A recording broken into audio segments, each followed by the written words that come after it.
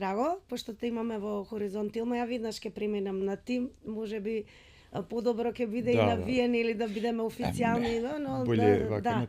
Од природата на разговорот со оглед на тоа што преку тебе ќе ги доближиме мистериите и длабочините и се она што се крие под водата. Се сеќавам дека прв пат кога се сретнавме рече дека луѓето повеќе се насочени кон она што го нуди вселената. Човекот тежне да гледа горе, но оние кои што магијата ја гледаат доле, односно под водите, велат дека е уште помагично, па еве и ти си меѓу тие, верувам. Па да, со оглед на тоа дека човештвото само 5% го има истражено подводниот свет, тоест океаните или водите општо секдека на земјината. Топка нормално е дека е мистерија и ден денеска и се уште е нели предизвик за одредени личности или еве за мене на пример, секогаш кога влагаш во некоја си вода на одредена длабочина,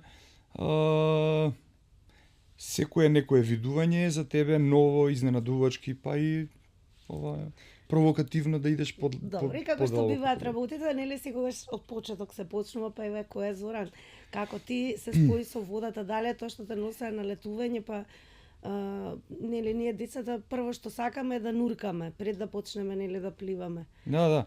И па имаме два типа на нуркање. Тоа е значи нуркање на дах или нуркање на воздух и нуркање со апарати за нуркање, за подводно нуркање, како апарати кои што ти дозволуваат автономија преку регулатори, а на грбот имаш боца која ти дозира одреден Ама еве како почна твојата приказна, тоа ми еве на летување или некако почна да нуркаш, па ти беше интересно почна негдека далечната 95-та, тогаш бев припадник на специјалните единици Тигар. И имаше некој си конкурс или се одбира одредена бројка на луѓе кои што ќе ги исполнат психофизичките проверки и ќе станат нуркачи. И тоа беше предизвик за мене. А еве како дете, сакам да откриам еве детството, дали кога ќе те однесаа на плажа, кога ти е првото соочување со водата? Тоа е многу мал, нели маска, пера и шнорхел. Ја лично сакав веднаш да нуркам и така всушност сама и се научив да пливам. Да, фактички тоа е и предизвикот, нели те влече од просто почињаме од собирање на школки, на камчиња и ред други работи. Нормално, тука се раѓа нешто што се заљубуваш, а не можеш да го опишеш тоа како. И така во детството ти се роди љубовта за... Па да, може да се каже да. Беше доста интересно, предизвикувачки, да не збориме адреналински, кои ќе собереш сите тие работи. Па, бидејќи припаѓаш на генерација која што живееше во поранешна Југославија, нуркањето мислам дека никогаш беше нели и на цена со оглед на тоа што ние имавме како држава тогаш, нели голема морнарица и можности, нели морето, имавме наше море, така да еве дали за почетоците ти се врзуваат за тоа или токму кога еве ние се осамостојуваме па нуркањето ти станува предизвик? Пред би рекол предизвикот фактички мене ми се раѓа како предизвик откако се одвоивме како држава и тука може да ги спомнам инструкторите Тоде кој што не знам дали е се уште жив, тој ни беше првиот инструктор кој не учеше. Он беше стара школа, old school од времето на Југославија и користевме опрема од тогашната Југославија и опремата беше Ѓуро Џаковиќ. Двобоцни системи, кај што има една рачка кој ќе снемаш воздух, таа е резерва, се повлекува и ти дава автономија уште одреден временски период да нуркаш со неизе. Интересно дека во Југославија за новите генерации се произведува во самата земја. Југославија беше сериозна земја во тој дел, ако збориме за тогашната југословенска армија, имаше подморници, имаше диверзантски групи, кај што активно и Па, можеби негдека вршеле одредени работи, кои што поима немам јас. Што те привлече кај нуркањето за да ти биде избор како професија, тоа да бидејќи многу подоцна до тогаш ти со што се занимаваше, каде се гледаше, какви амбиции имаше како момче? Види, чисто со осамостојувањето на државата се отвори конкурс за во Министерство за внатрешни работи. И сега по заслуга или вина на мој еден другар, и понатака и колега, кој е исто така во пензија, ме запиша или заедно конкуриравме, и така да не примија. И веќе откако не примија негдека 92 он директно од курс се вработи во специјалната единица. Значи, тогашната единица за специјални задачи, немаше име Тигар или антитерористичка, немаше, него беше едноставно специјална единица. Јас бев во полициска станица 5-6 месеци, потоа конкурирав на некои си физички проверки, психофизички проверки, кај што поминав и од негдека 93-та станав припадник на таа единица и 95-та се отвори нов конкурс, бидејќи во една таква единица, тогаш беа 30 на луѓе бевме за цела Македонија, после одреден временски период, постарите колеги одат во Министерството за внатрешни работи, кај што ги унапредуваат, и се отвори простор за да се активираат нови членови, од кои што бев и јас, нели. И конкурирав, поминав психофизички проверки, поминав одредени медицински тестови, па и курс. И веќе почнеме од тие, нели, бидејќи голема е желбата, но не секој може, нели, да ги издржи, треба да ги помине сите тие тестови. Она што го знаеме дека на истата мака си оние кои што сакаат можеби да бидат пилоти, да бидат капетани на бродови и така натаму. Еве кога зборуваме за подводниот свет и нуркањето, еве да почнеме од психофизичкиот тест, односно психичкиот. Дали тоа значи дека никогаш длабочината може да има сосема спротивен ефект, односно наместо да носи мир, да создаде нели чувство на неспокој, да.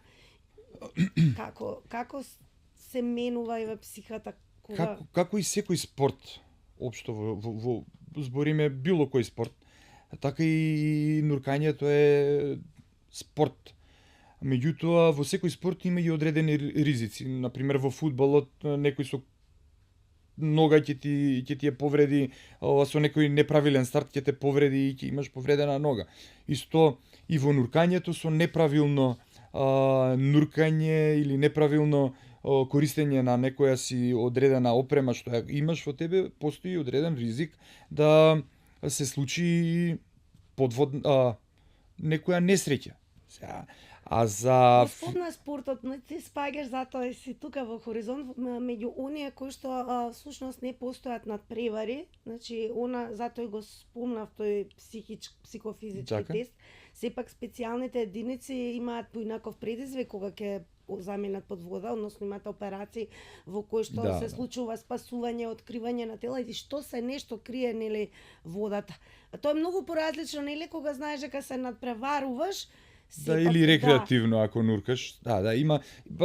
Има разлика. Затоа мора да кажам, нели, би било доколку гледачите го слушаат ова и би било многу одбивно за нив да кажеш дека треба да си психофизички кој зна колку мачо мен за да бидеш нуркач. Не, напротив. Рекреативното нуркање си дозволува со одредени, нормално, да не си психички болен човек, да не си срцево, кардиоваскуларно заболување, такви или рекреативното нуркање е сосема поразлично од овој тип ние што го, нели, во специјалните единици си има одредени намени во нуркањето. Некогаш кога не гледаат кога не гледале, ја во идно време ќе зборам, бидејќи не сум веќе таму, кога не гледале како вежбаме, како тренираме, сите тоа го сваќале, дошле, види ќе се бањаат, сега си уживкаат. Не, напротив, тогаш се вежбало, тогаш се правеле одредени вежби, одредени симулации и ред други работи, за кои ќе дојде правото нешто, за да го изработиш тоа без никаков проблем. Така би го дефинирал сето тоа. Меѓутоа, да, има ризици. Интересно е дека нуркањето, јас чипкав некои историјати, но пошто јас паметам дека можеби најинтересни беа опремата како се менува низ историјата. Понекогаш навистина некогаш нуркачите повеќе мака имале да издржат опремата отколку она што ги чека под вода. Па ти како, да речеме, ја доживуваш таа приказна, таа страна, колку еволуцијата во како низ вашите кулуари се зборува за тоа и како им беше никогаш. Вака ја би се вратил многу поназад, кога во Римското царство, кога требале да освојат некој предел, зимале бамбусови цевки и оделе под вода за да стигнат и неприметено до непријателската територија од другата страна, во тој дел. Еве дури асирците викат дишеле со козија кожа. Да, послем тоа тука е веќе адвансот. Почнале да напредуваат, па зимале кожи, па ги пумпале со воздух, нели, па дишеле преку нив. И сето тоа го тера човекот да еволуира, да размислува, да ствара се подобро и подобро, така да, ако ти кажам сега дека во поновава историја нуркачкиве апарати за нуркање се страшна работа. Мислам сега имаш подводен апарат кај што ти дозволува автономија 12, 13, 15, 18 часа под вода. Тоа ти е да живееш практично. Тоа ти е, нели, совршенство. И да, сега трендот никогаш нема да застане. Дури гледав некоја статија, баш читав, некој апаратче само во устата се ставало, кај што водата ја прочистува, ја изфрла, го диши само воздухот, бидејќи и во водата е хадваво, нели? Имаш воздух. Нуркањето, како што напоменав, е многу магично, со оглед на тоа што ние како деца, па прво што си барал да ти купат кога одиш на плажа, да ме купите маска, или она цевчано со топче. Да, шнорхелот или дисалката. Да, но некако имам впечаток дека човекот секогаш сака да стане едно со природата. Може би изгледа дека сака да и пркоси, на моменти е така, но најголем предизвик е и кога ќе се победиш себе си, и ќе се овладаш онаа средина која што е неприродна за тебе. Се сеќаваш ли на твоето прво поголемо професионално нуркање, како го доживеа, бидејќи секој имаме почеток и велат првиот пат не се заборава. Па да. Каде беше тоа? Ајде малку историјата. Охрид, дефинитивно Охрид, мада пред тоа не става во базен и да видат дали сме клаустрофобични, нели? Дали имаме страф од темнина, од вода со одредени притисоци. Тоа беше чисто опремата на тебе и те во базен влегуваш, можеш да дишиш под вода, ти дава некој знак, некој си вако као на времето вагета, нели? Викам, па и чудно бледо го гледаш, нели? Ама тоа е тоа, тие се некои си подводни знаци кои што нуркачите разговараат едни со други, така да му трепкаш ти со очи, викаш да. Значи првото беше базена, првата акција, реализација во потоа зборам јас самиот почеток кој влегуваш со нуркачка опрема и првото чувство во вода. Сега после тоа не однесоа сите, нели, нуркачи што се конкуренти, отидовме во Охрид и поседувавме одредени семинари или обука за да станеш нуркач. Први нуркач, па понатака професионален нуркач. Значи мора да ги поделиш тие две работи, кај што нуркач те бива за да нуркаш, да работиш одредени работи, а адвансот е доколку те гледаат дека ти си добар во тој дел, те фаворизираат или те унапредуваат со сертификати или бревети. Баш ги носам, може и тоа. Бревети. Да, бревети. Тоа се сертификати. Кога зборуваме за подводниот свет, и самиот кажа, навистина тоа може би од ден на ден нешто се обидуваат, откриваат, нели, дека има многу мистерии, дека, нели, најмалку е може би истражена водата, како полесно вселената сега некако да се истражува. Движат натаму, наваму, размислуваат да не селат на Марс, нели? Да, новата изјава на ова... Да, на Илон Маск, но еве, кога станува збор за водите, интересно е тоа од тебе, знам, дека Охридското езеро исто е една мистерија која што крие една поинаква подводна приказна за која што ние како туристи или уживатели на плажи може би не ја познава. Види, Охридското езеро е реално е мистерија со тоа што имавме прилика со Кузман Паско, подводен археолог, нели не е само подводен, него и познат археолог, ја откривме заедно со него и мора да го Миќо да го спомнам, кој што и ден денеска има нуркачки клуб таму во Охрид. Почнавме да ги правиме првите истражувања. Ние како полициска единица, он како археолог, збориме за Кузман Паско, а Миќо како нуркач кој што му асистира на него. И тука е натколната, нели, натколното село или островот на Коските, на така Коските, е, да, во градиште. Или се направи како ама првичните беа истражувања, ја баравме таа наколна населба, нели, каде што беа само трупци и каде што мораше да се обележи сето тоа, да се архивира, да се осмисли, да се најдат некои одредени предмети од грнци, од некои си древни глинени садови или лажици, поима немам уште што, и дошто беше интересно. Тоа зборам за Охридското езеро, следната исто интересна работа е во пределот на Струшкиот дел натака, имаше и се уште има композит на бродчиња, каде што од тогашното, не знам од кое време, пренесувале кокс или ќумур од Албанија за Македонија. Доста интересно. И доста интересно и ден денеска стоја така. Штета што ние како држава не знаеме тоа да го вреднуваме, да го покажуваме на странците и да се фалиме со тоа нешто. Мислам дека нешто. многу факти крие, бидејќи во однос на длабочините, еве, зборуваше за Охридско езеро дека има и некој свој амбис. Да. Па добре, ве, какви мистерии крие покрај овие археолошките, нели, да речеме геолошки како изгледа нели предизвикот да се спознае Охридското езеро под вода. Со оглед на тоа дека Охридското езеро е негдека на 300 метри длабочина, 297, 8, 9, 300. Тоа се последните испитувања, нели, направени од хидрометеорологи.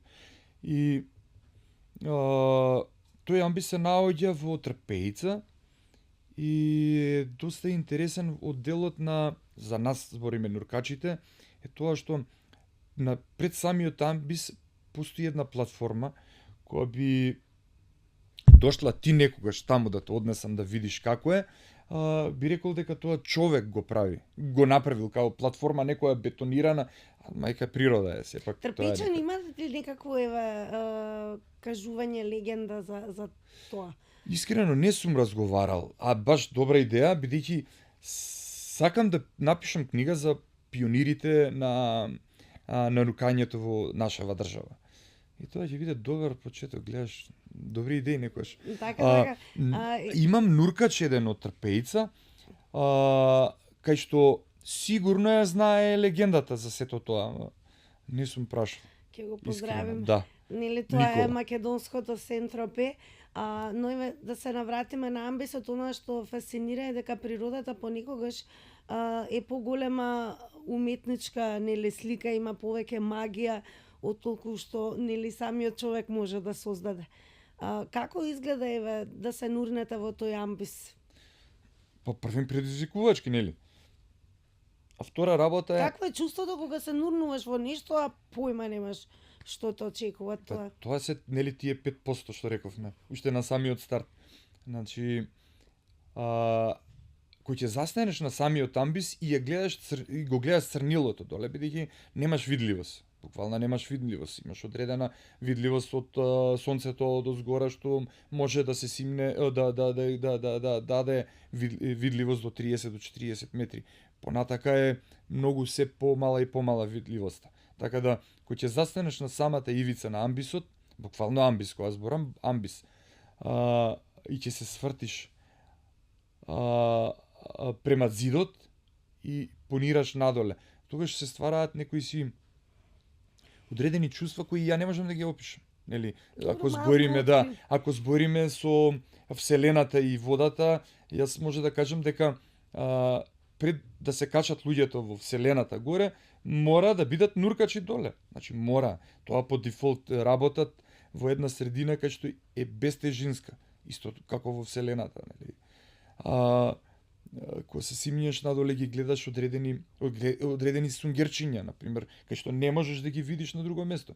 Тие се во тие некои пори на самата карпа, во ракчето, гледаш тревите, некои одредени рибчиња. Еве, езеро ви се случило, сега вака звучи, бидејќи, нели, океаните и морињата, особено океаните, сега на површина, бидејќи технологијата напредува, па се откриваат таму во најголемите длабочини некакви чудни и растителни животински светови. Так.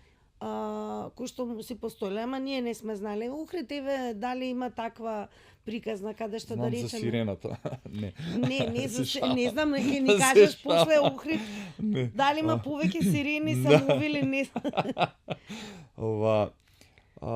Не сум наишол на нешто необично, нешто чудно, бидејќи не сум се симнал до некоја си екстремна длабочина, не повеќе од на Охридско езеро си имам негдека симнато, дека и надвор од безбедносната граница на нуркањето во рекреативно. Која е безбедносната граница? Тоа е 40 метри.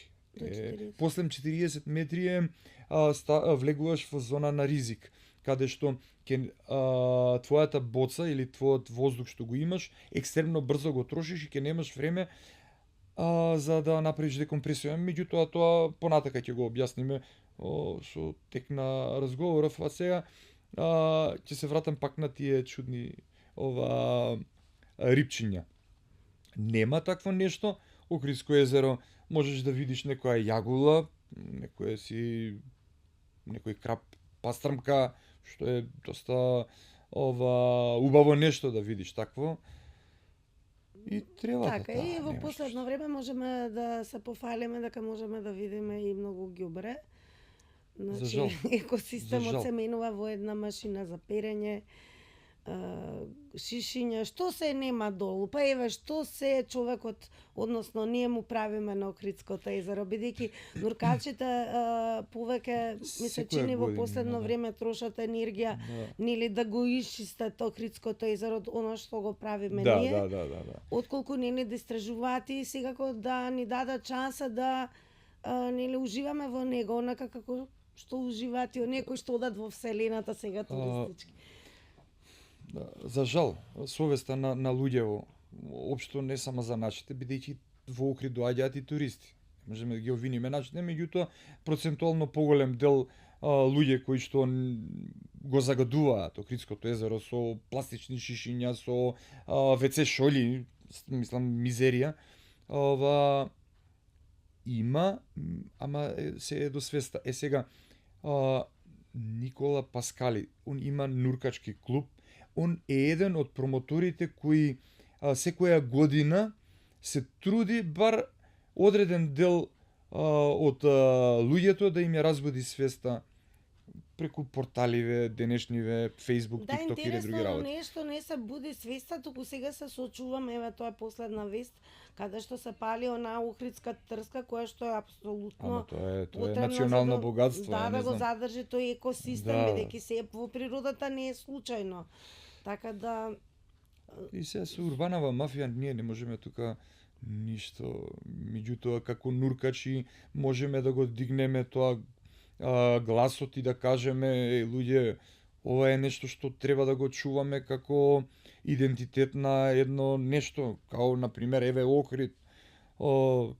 Не знам, пак и со Охридското каде најмногу страда во однос на нели тоа да се злоупотреби како депонија, да речеме за трпеца, јас немам таков печаток, не знам Љубане што личи убаво, но каде најчесто, дали тоа значи во близина на центарот или изненадувачки знаеме да најдеме многу отпати на друга локација. Сегдека, веруе дека Аре, буквално сегдека. Право пропорционално мислиме да не отпад од раз.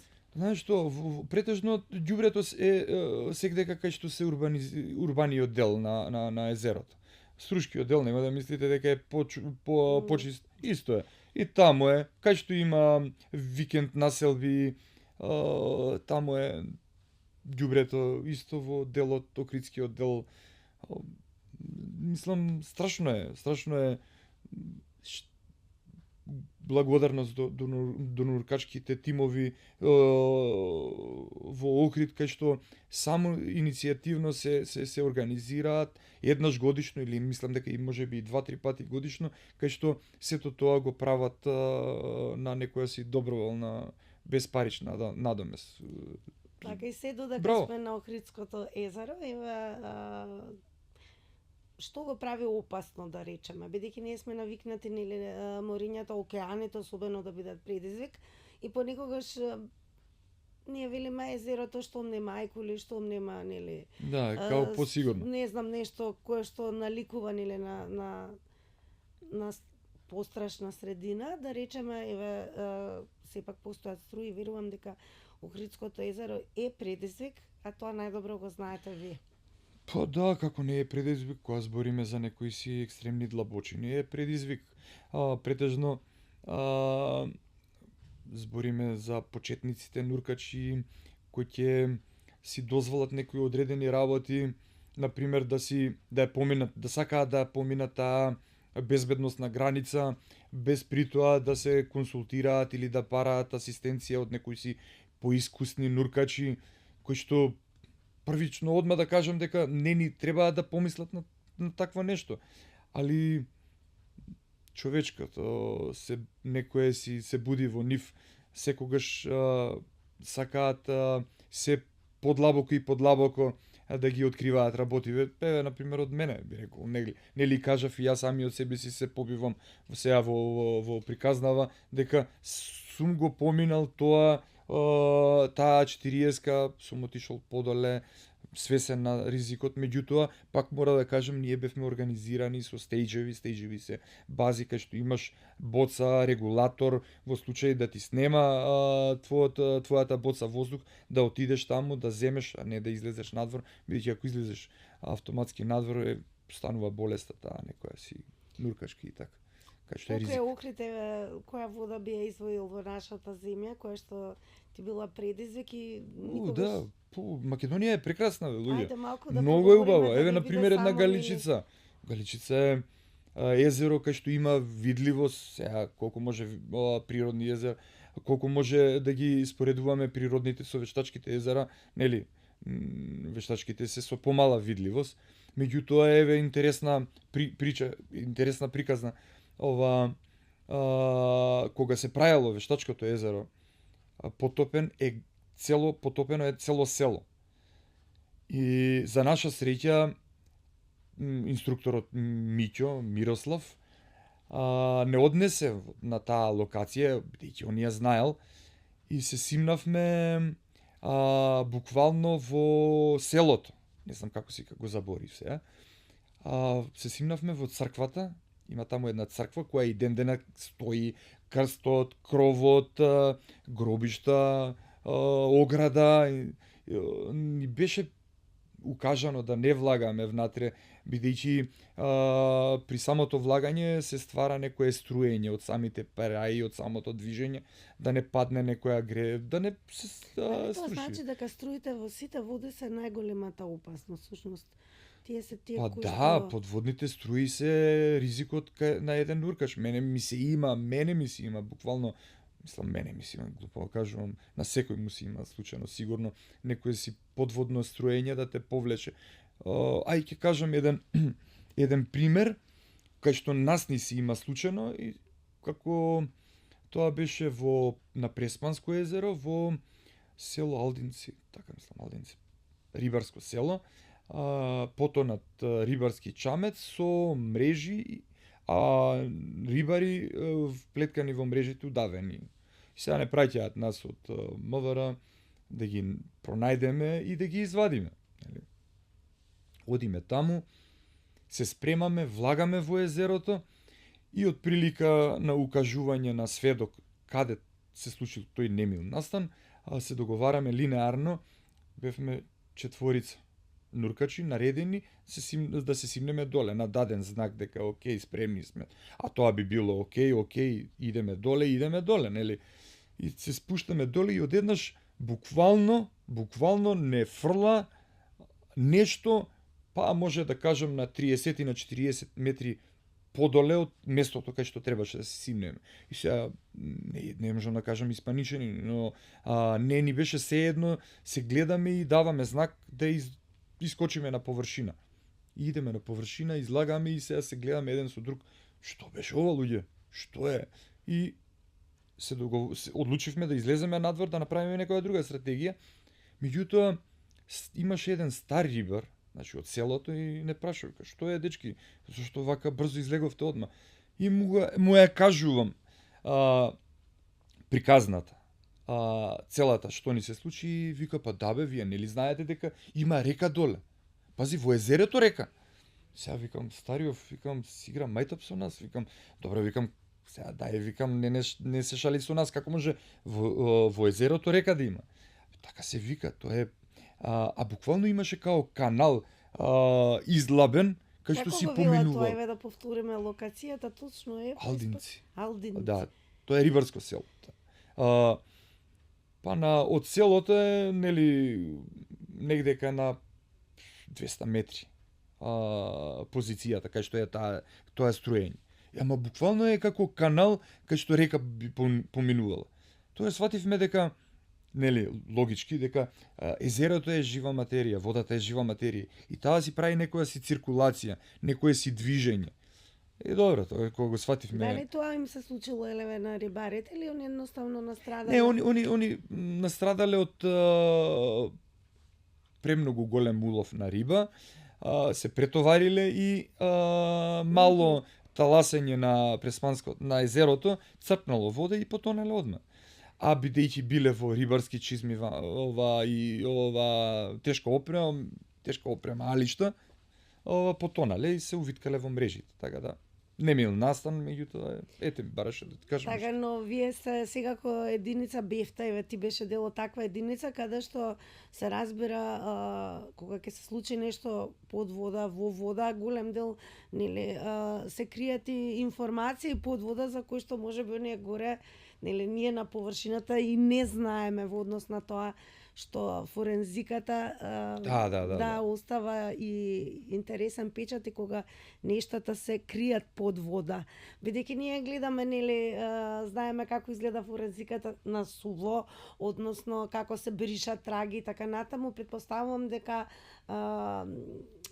сега ќе си дозволам така да кажам и телата и она што го среќавате исто така говорат за случувањето, односно што предходело за да се најдат во таа незавидна положба. Дефинитивно да, мислам. Значи водата не ги брише трагите, ето некој мисли дека ќе ги избрише. Па не, види, не ги брише. Да, во суштина самата слика доле од некој си немил настан, кој ќе се симнеш доле и која ќе го архивираш сето тоа, претходно мора да ти даде одобрение јавниот обвинител, например, кога се во поново време, мислам дека единицава не е вклучена во претрага на давеници. дека е центарот за известување, Црвен крст и тие се. Единицата по мене треба да ја ангажираат, по мене, бидејќи ја бев таму старешина баш во нуркачкиот тим и бев доста запознат во тој дел.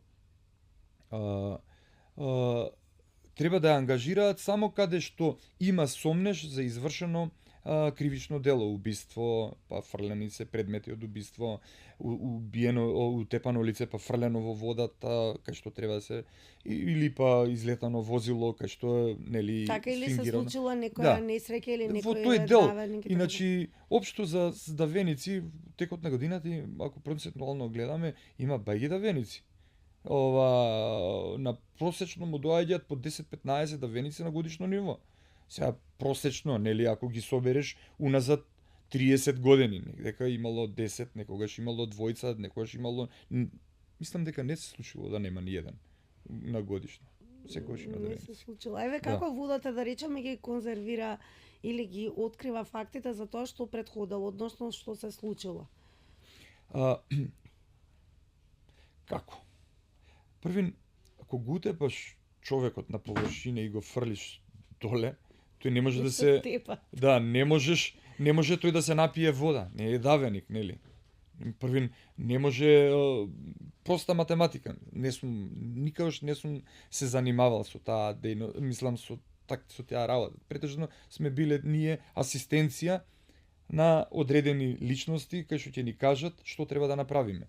Например, ја може да го дадам примерот најпластично, вадењето на бродот Илинден, нели, каде што загина 14 странски државјани. Да, тогаш беше побарано од нас во кризниот штаб во вилата на МВР во Охрид, бев повикан ја, бидејќи бев одговорен на тој нуркачки тим, каде што тогашниот предпоставен Ламановски бараше од мене да се кој ќе се симнам доле околу бродот, одредени позиции да ги снимам за да може јавниот обвинител од Бугарија, кој беше експерта за бродски несреќи, имаше исто од Хрватска стручни лица кои беа таму, и бараше да се сними одредени позиции за да видат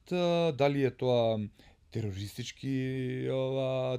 дело или едноставно несреќен случај, да утврдат во водата, да речеме, телото на копно, нели, каде да се случи несреќата, може да биде отфрлено или тука каде што се случило, ама водата е интересно дека ние како во вселената всушност како да немаме гравитација, затоа ми е интересно дека водата и вселената некако имаат многу сличности, да.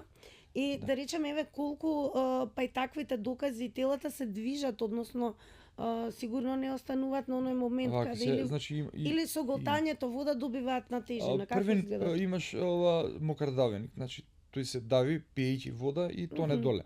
И секогаш во некоја си згрчена форма и е со лицето на земја доле. Никогаш не е со грб свртен или да стои исправено. Секогаш е со лицето и во некоја згрчена фетус позиција или како не знам како да ја крстиме. Што прави човечкото тело? Првин, ферментација во желудникот, ако јадел, пиел, после извесен период, желудачната киселина ја почнува да ја вари храната внатре и таа ствара гасови. Значи, самиот човек со тие гасови во стомакот што ги има, добива позитивна пловност. Позитивна пловност е дека се одлепува од површината на земјата доле. Како оние пловки практично, буквално на тежината, може така да се каже, како се сега. Се зависи кој временски период. Ако е лето, значи потопла е водата, побрзо се доаѓа до ферментација на храната. Ако е зимно, значи поладна е водата и поспоро е целиот тој процес на Видува ли нешто ако е сладка вода, солена вода, да? Да, солената вода е полесна, побрзо полесно е телото да добие позитивна пловност, да. Ама за тоа секогаш пребарувањето на лешеви на таква работа се успешни до 24 сата, до 48 сата, каде што постои мала веројатност да добие некоја си позитивна пловност и струјата да го однесе некаде. Се оддалечивме многу лоши теми. Не се лоши теми, напротив, вие сте луѓето кои што испасувате, односно без вас всушност никогаш не би можело да се допре, нели, до дното, барем онака како што, нели, треба. Кога зборуваме за водата, нели, почнавме да зборуваме и за времето, ја спомнуваме паралелата дека подводниот свет, односно амбиентот под вода многу наликува на оно што човекот можеби го доживува во вселената. Дали можеби подводен свет, туку целата таа, нели, приказна амбиент, под вода, амбиент, најдобро да речеме, е практично вселената која што ја содржи земјата, односно, нели, не надвор од орбитата, туку во самата срж, односно водата. Да. Па види се, буквално е, не сум бил во вселената, мојот животен сон е да бидам астронаут, да и тој дел да го истражам, меѓутоа со оглед на годините не можам да си. Но ствари да, сега последното е на 70 години е сега последниот астронаут што беше. Па еве Кети Пери, нели, сопругата на овој од Амазон, без проблем, ја не знам. Да, ама добро, тоа е како авантуриста, така. Да, доле амбиентално исто како во вселената, со тоа што тука гледаме вода, некоја си густина пред нас, а горе претпоставувам дека гледаат дека нема никаков извор на светлина, дека е тотален мрак.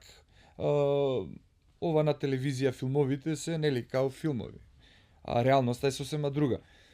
Сега времето на задржување во вселената и во водата зависи од атмосферскиот притисок. Сега ќе ви објаснам многу пластично. Ние на површината сме со 1 бар притисок и затоа одиме по земја. Кога не би го имале тој, би скокале, би рипале, за нас не би представувало ништо тешко и фактички би летале. Сега, разликата под вода, на секои 10 метри имаш плюс уште 1 бар притисок. Значи, ако сме веќе на 10 метри имаме 2 бари. Ако сме на 20 метри имаме 3 бари и така натака, зголемување на барите. Значи, меѓутоа човечкото тело ги трпи сите тие притисоци, бидејќи е флексибилно, се работи за мускулна маса кај што може сето тоа да се компресира, и можеме да си дозволиме и одредени длабочини.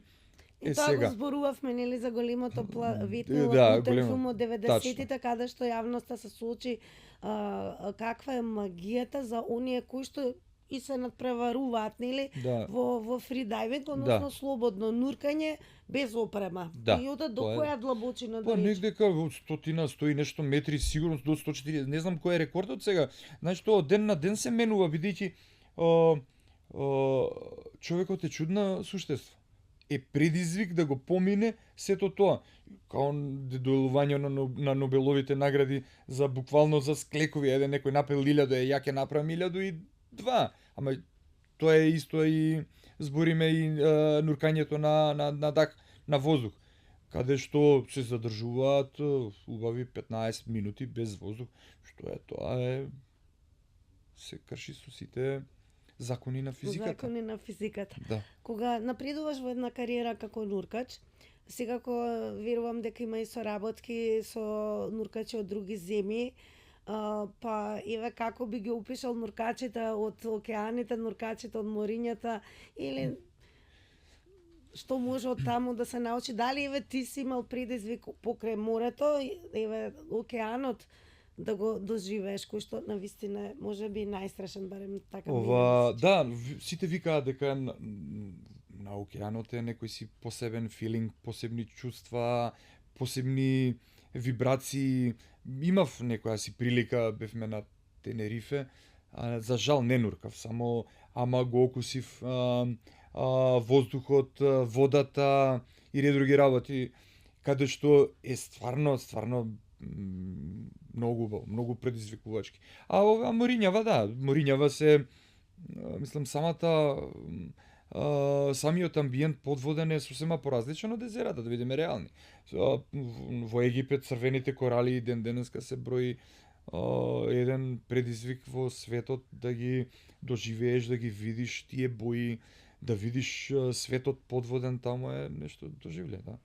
Добро, кој е мистично, најатрактивна локација која што си ја нуркал за свој кеф? Да, во Грција, сега не би сакал да го кажам местото, локацијата, наидовме на еден подводен град, наидовме Питоси.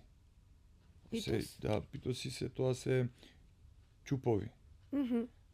Може би, ако ти кажам 200, сигурно било 500. Така некако, валјда од некој брод се превртел или ги исфрлил за да се спаси од некој си.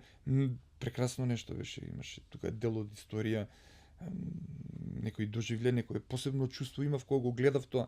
Го гледавме, не го пипкавме од проста причина.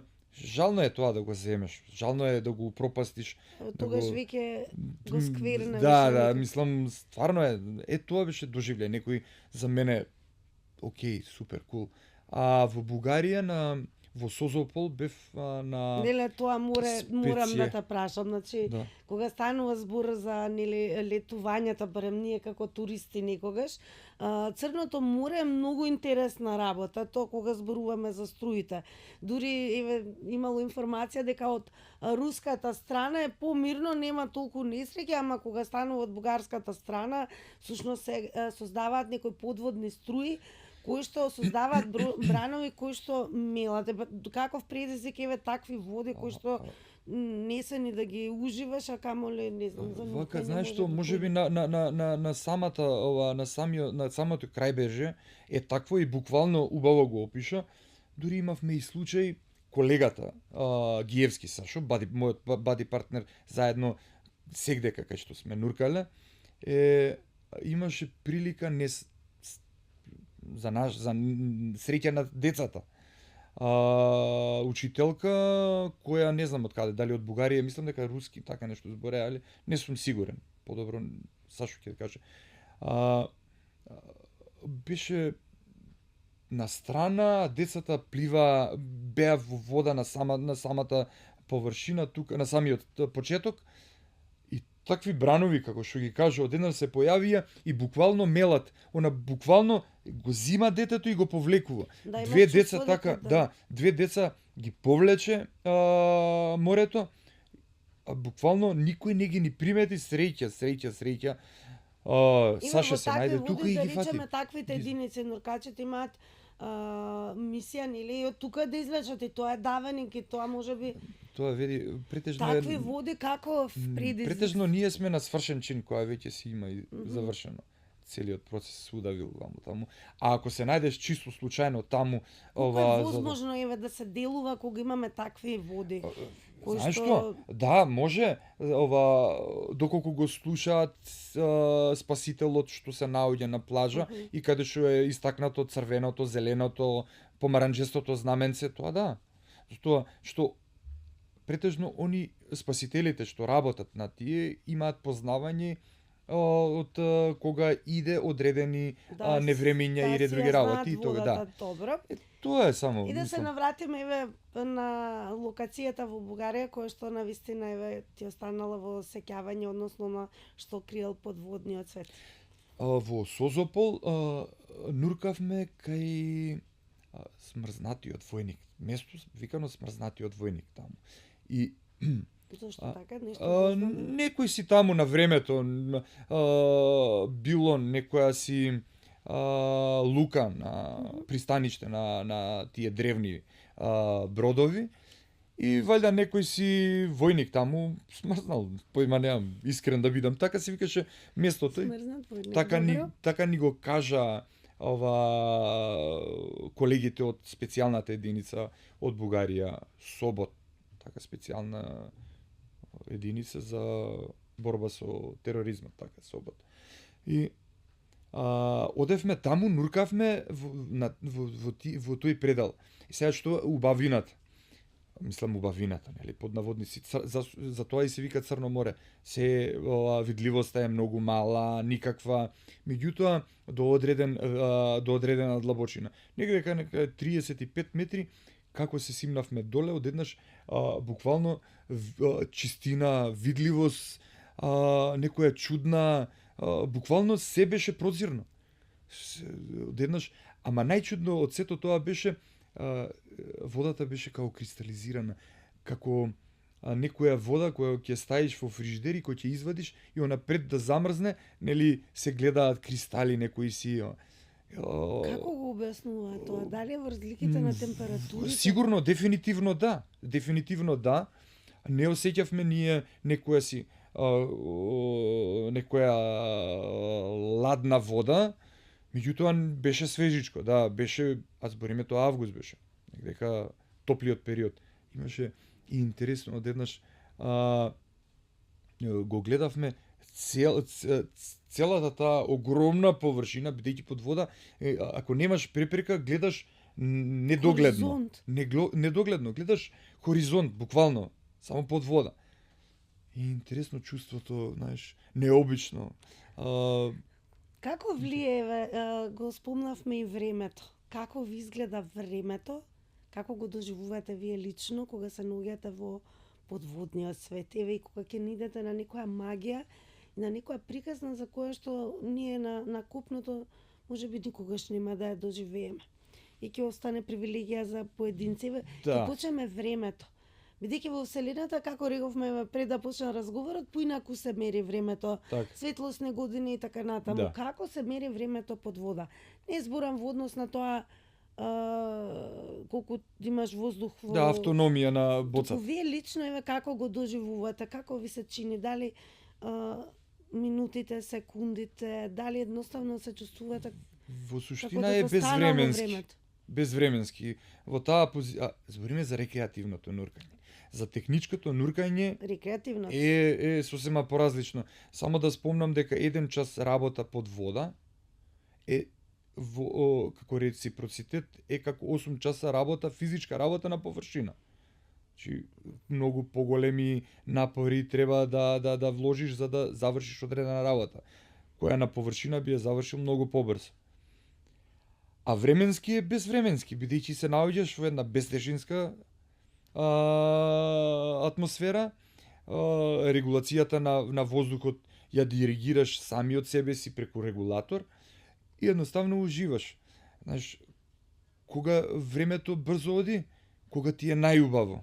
И затоа не можам да кажам дека брзо ми поминало или споро ми поминало. Знаеш, кога се осеќаш убаво, пријатно чувство, убава атмосфера. Дали го имате она чувство што го имаат и астронаутите, космонаутите како да е, кои што велат дека кога ќе ја доживеат таа тишина која има звук во Вселената, особено немањето гравитација, мислам дека нас гравитацијата нели оно влечењето не влече да создава некоја тегобност, бидејќи ете и водата го има тоа, ти се, например, ја на суво не можам стој на раце, во вода можам се. И колото, и дури тежина, и болката не се чувствува, што е интересно. Така дали ви се случува да едноставно ве привлече, ве замае и некако не сакате да излезете од тоа чувство? Имаше еден хрват старец, можам буквално да кажам старец, имаше негде 75-6 години и беше релативно навлечен на нуркањето. Значи, не можеш да го тргнеш дали кај него е јануари или е август, он не уживаше во целата. Кога ќе влезеше во вода, секогаш уживаше. А кога ќе излезеше на површина, кажуваше јој бре, а хрват беше, јој бре, вучеме дубина. Значи таа приказната од Big Blue, кој што на крајот и всушност го придаде својот живот онаму каде што се чувствуваше дома. Во суштина не можам да го објаснам тоа, да, едноставно се наоѓаш сами од себе си во некоја средина кај што си најспокоен, најубаво ти е. Мада под вода, не знам дали знаеш дека брзината на звукот е многу побрза отколку на површината. Ајде да откриеме кои се постулатите. Така да комуникацијата, ако иде некој чамец, брод или ако има некое си движење на површината на водата, ти го слушаш. Го слушаш пропелерот на пентата, на моторчето кое... А што се еве интересно си слушнал, а не пропелер и пента? Има ли некакви звуци? Види. Што? На море, да, делфините како комуницираат едни со други. Тоа ни се случи во Грција. Нуркавме на тоа некои си чудни звуци, интересни за нас, необични, нели? Нема нешто комуникација. Вака некои си чудни звуци на зборови и ред други работи, Не, зборови секако не. Не, сега до душе сега full face маската е цела маска која што ти дозволува да разговараш со бади партнерот, буквално самата комуникација може да си ја слушнеш и можеби да се пренесе преку, не знам, можеби тој звук, ама нема такво нешто. Нема. Добро, и еве уште да откриеме во однос на тоа, нели, напредува опремата, но и луѓето некако стануваат страствени и рекреативни нуркачи, па дури и нели туризмот, а сега сме нели на почеток на сезона и некако кога ќе го совладаат нели магичното чувство да бидат под вода, па дури и рекреативно, се дозволуваат да бидат и ловци, нели, да си факаат рибче, октопод, што и да е. Да. Еве, како е во рекреативното нуркање, кој е главното правило за оние кои што не ги имаат вештините како вас, а да речеме ќе си тргнат со семејството, со пријателите или можеби сами и ќе сакаат да истражуваат. Каде грешат во тој случај, бидејќи нели водата како и воздухот и се има одредени правила на безбедносно нуркање. Зборам за на апсолутно рекреативно. Да, а тоа е откако ќе ги положи сите сертификати, откако ќе положи курсот за подводно нуркање. Значи без положување не можеш Па не можеш ни опрема да изнајмиш. Не можеш да изнајмиш опрема. Можеш да купиш. Ама нели ако немаш соодветни познавања, мислам треба да си, не знам, сами од себе си сакаш да си наштетиш. Така дефинитивно добиваш. Имаме ли такви случаи кои што непромислено тргнуваат во таков поход? Секогаш и секдека. Секдека низ целиот свет го има тоа. И тоа нема да се искорени. Тоа е едноставно предизвик на некој си одредена личност. Човек. Да. Пак ќе се навратам на тоа безбедносното нуркање, откако ќе го има сертификатот, бар основниот, тоа е Open Water Diver. Збориме за SSI агенција, имаш ПАДИЦ, МАС и ред други работи, кај што ред други агенции кај што може да полагаш за такви бревети. А ако си сам, ако немаш бади партнер, моја препорака е да нуркаш на не повеќе од 5 метри, фактички до 5 метри, каде што можеш сами од себе си да си помогнеш или во било која ситуација да излезеш на површина, без при тоа да сносиш одредени последици. Вистинска атракција е Матка и пештерата Врело, препознатлива по тоа што нели доаѓаат нуркачи, познати, нуркачи, Франција, Белгија, низ годините во Полска, Еве колку сушност имаме бенефит во однос на интересот на странските туристи кои што и како сакаат да го истражуваат тој подводен свет. Колку еве бенефит имаме и како земја, или кај нас да речеме туризмот се уште е онака земски во однос на рестораните, угостителските објекти, нели капењето. Види, Скопје и малце со кајченото. Скопје нуди многу убави ова дестинации. Збориме за странците. Па дури и за нашиве. Јас се кладам дека 80% од скопјаниве овде кај што се не ги знаат убавините на околината на Скопје. Матка е идеална. Матка е идеална и за пикник, и за авантуризам, клайминг, за качување, алпинизам, за пешачење, за пливање, за нуркање. Веќе Матка е дестинација која мора да си има одредени искуства во такви води, за поготово во пештерата. Тоа си е cave diving, значи посебни сертификати кај што те сертифицираат да можеш да нуркаш во затворени во пештери. Каков предизвик за нуркање на пештера, да речем? Голем е ризикот. Мислам, стварно е реално голем ризикот. Во делот зашто ризикот? Можеш ти да нуркаш во таа пештера каде што обележана и има стејџови или капи до кај можеш да одиш и врзана е со јажиња по која можеш да се движиш. Меѓутоа, пак да бидеме јасни, во случај да ти направи некаков дефект апаратот за дишење, ова опремата, ти немаш на површина да излезеш. Ти се давиш.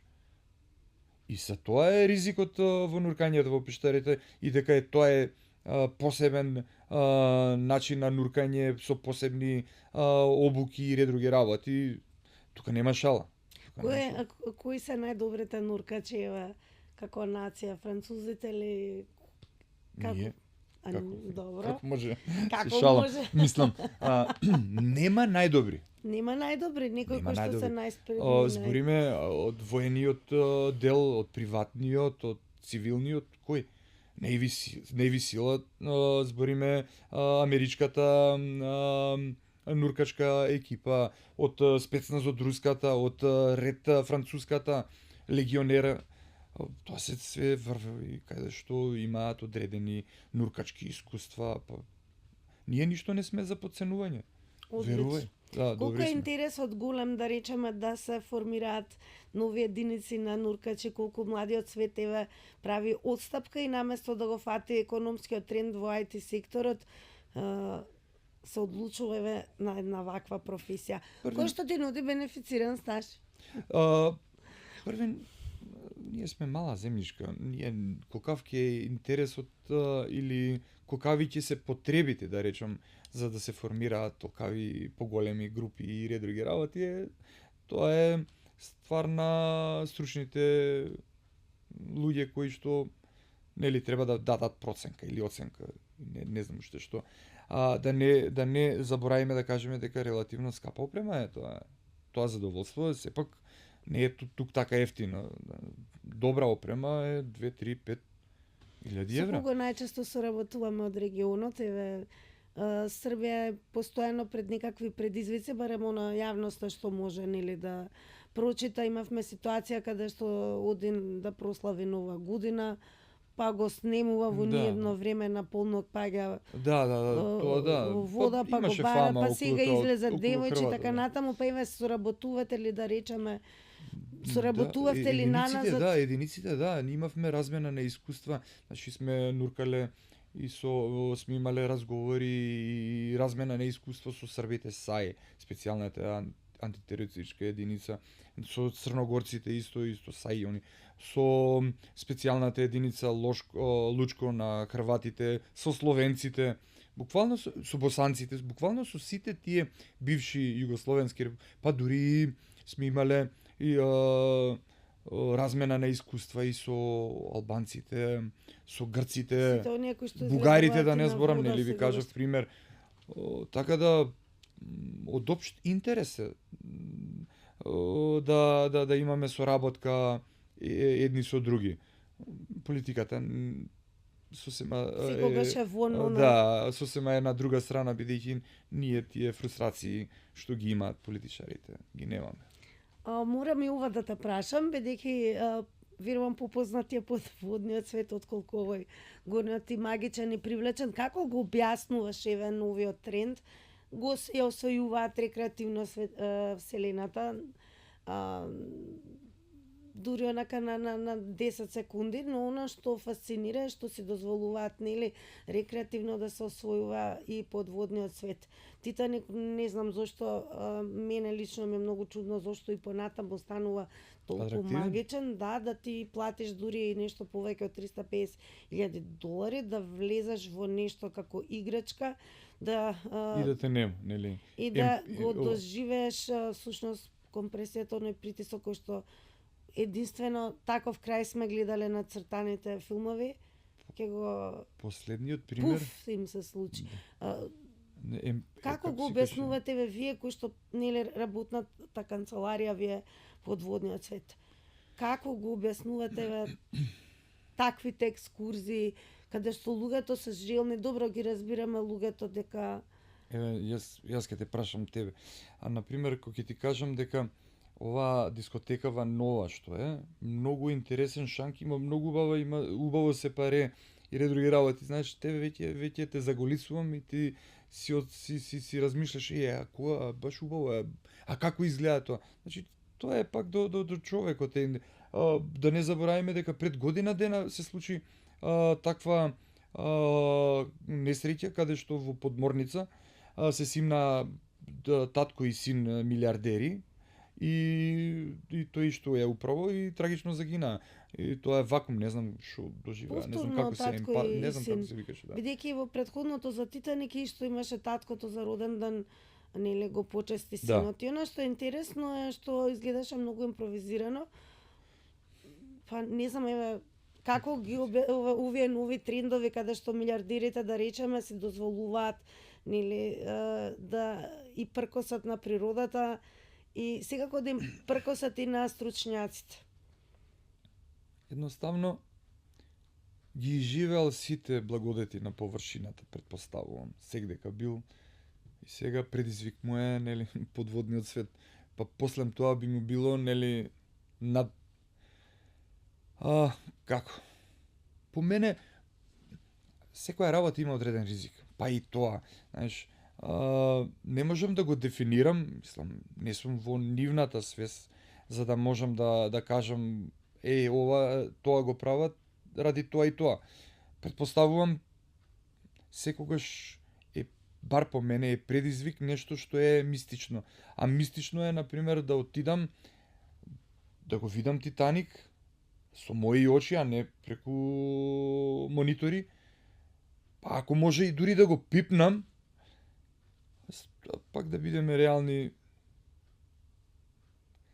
или боле, како викаат, боле среќен да починеш отколку несреќен, згрчен. Што? Да, не знам. во милисекунда. Позитивно е секако тоа што и кога ќе заврши работниот век, влегуваме во бенефициран стаж, сепак нуркањето е пасија и кое што се пренесува и понатаму и секако си продолжувате. Па Зоран, како пред летната сезона, пред какви предизвици си имаш поставено супер. како нуркач? Нашата опрема е спремна. Што ќе имаме, можеме и да им понудиме на нашите гледачи, уживатели кои што можат да уживаат во својата земја, а поима нема дека тоа може да го напрати на никаков поинаков начин.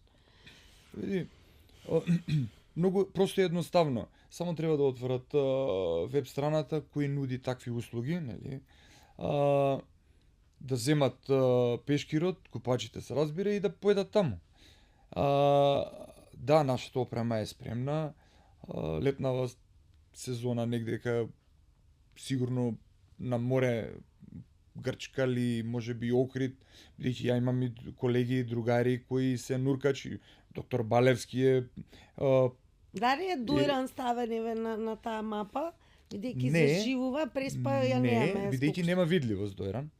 Мада е ова природно езеро, меѓутоа нема никаква видливост. Многу слаба видливост, има 10 сантима пред самото дно, некаква видливост. Тоа е матно. Мислам, нема видливост. Преспанското има, не викам не, ама Охридското е идеално. Ако збориме по бистрина, Мавровското езеро има видливост. Глобочица. Галичица, како рече таму? На Глобочица. На Глобочица, уствари, да. А овие другиве, Тиквешко, Велешко, Липковско, сите тие се езера каде што видливоста е нула. Буквално имам во сите езера, во државава наша имаме нуркано, пак збориме за време на работа, каде што ме ваделе некакви предмети или удавени лица. Па и реки, Вардар. Неле Вардар, како изгледа Вардар под нуркање? Па таму за дивно чудо. Знаеш што? Послем Зелениково имаш видливост, Вардар е видлив доле. Имаш видливост. Не е матен. Мислам, не е матен. Имаш видливост, не е темно. Имаш интересна работа. Ова валјда дека сите фекалии се проперуваат од песокот, од камењата. Интересно дека ракчиња и рипчиња можеле да се видат таму некаде 50-тите и дури порано, нели 30-тите, значи апсолутно една исклучително бистра вода, која што денес, не знам, едно време паметам во 80-тите уште некој се дрзнуваше да влезе во да се шлапне во водата, но сега ми се чини дека Види, ќе те ние сме снемува влагале во Вардар. Нели, силом прилики. Мораш. Мислам, мораш, нели? Тоа ти е работа, опис. Так. Што се има во Вардар? Многу. Многу Сваштари. повеќе има во Вардар од многу, колку надвор. многу чудни работи. Мислам, од школки на коли, машини за перење, Имаме сваштари. екзотичен, Многу. подводен свет. Не. Вардар не е за нуркање. Дефинитивно не. Вардар не е ни за гледање веќе. Види се, има надеж. Нели, прочистителната подпишаа Дали е договори. возможно да се прочисти Прочистителната база сега што треба да Сена, прави. Била исто така загадена, да. да. Сега е веќе да. Сена, не знам, парижаните остануваат скептични, дел од олимпиците веле, не многу лошо поминавме. Да, не знам, не сум читал Да, па такви имаше статии. некои се жалеа, нели, со дигестивниот систем има ужасни проблеми. Сепак, возможно ли е целосно да се исчисти? Или треба многу долг рок за тоа? Види, баш ја имав таа улога со Лазе, правевме и Ѓоко. Заедно бевме, правевме скицирање на подводното тло према железен мост, тоа е надоле, према Јурумлари. Таму ќе се одбива, таму ќе биде централната прочистителна база на што ќе се канализира целата фекалија и ќе заврши таму доле. Значи има надеж. Тоа ми беше поентата на мојабетот. Да, има и Има желба, надеж. верувам. Да, па желба веќе одредени суми на пари треба да се префрлат од европските фондови и само да се имплементира тоа, да се направи и да се Убаво би било Вардар да се користи, еве, да имаме градска Па да, плажа. да ја вратиме, да го вратиме тој стариот сјај, градска плажа. Ќе го споменеме каде и треска, станува многу популарно на социјалните мрежи. Некако повозрастните генерации исклучително се носталгични што се нудеше градот и дека ти низ текот на целата година можеше да се ужива, нели, како да си на море. Треска и се уште е бистра и убава, меѓутоа околината околу Треска е мизерија, хаос.